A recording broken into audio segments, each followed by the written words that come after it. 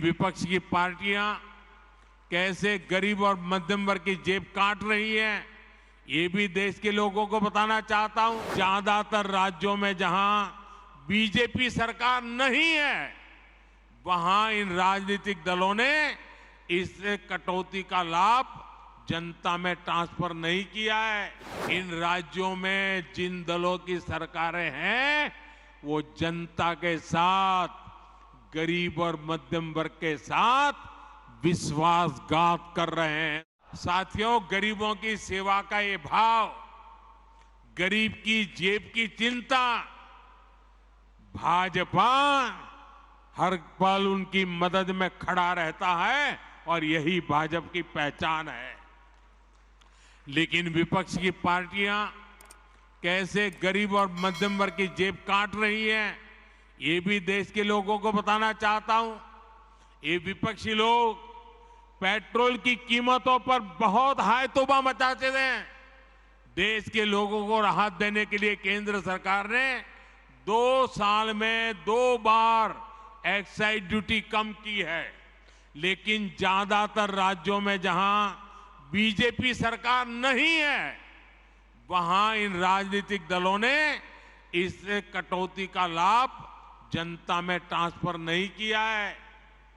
इन राज्यों ने अपने स्टेट का वेट बढ़ाकर जनता से वसूली का अभियान चालू रखा है। आज यूपी, गुजरात, हरियाणा, उत्तराखंड, जहां भाजपा सरकार है ना, वहां पेट्रोल की कीमत 100 रुपये से कम है।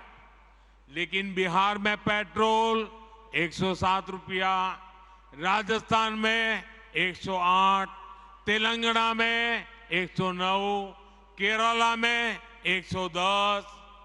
क्यों भाई? इन राज्यों में जिन दलों की सरकारें हैं, वो जनता के साथ, गरीब और मध्यम वर्ग के साथ विश्वासघात कर रहे हैं कि भाई ये 3 तलाक से तो सिर्फ महिलाओं की बात हो रही है। 3 तलाक से जो नुकसान होता है ना, वो सिर्फ बेटियों को होता है ऐसा नहीं है, उसका दायरा उससे भी बड़ा है। आप सोचिए, बहुत ही अरमानों के साथ बेटी को शादी कर करके ससुराल भेजा हो और 8-10 साल के बाद 3 तलाक कह करके उसको कोई निकाल दे, तो उस मां बाप का क्या होगा जिसके घर में बेटी वापिस आती है? उस भाई का क्या होगा?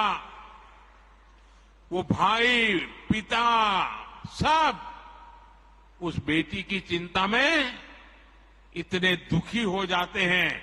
इसलिए 3 तलाक से सिर्फ बेटियों को ही अन्याय होता, इतना नहीं, पूरे परिवार तबाह हो जाते हैं। माता, पिता, भाई सब दुखी हो जाते हैं। और देखिए, दुनिया के अनेक मुस्लिम बाहुल्य देश, इसका इस्लाम से संबंध होता तो दुनिया का कोई मुस्लिम देश 3 तलाक खत्म नहीं करता।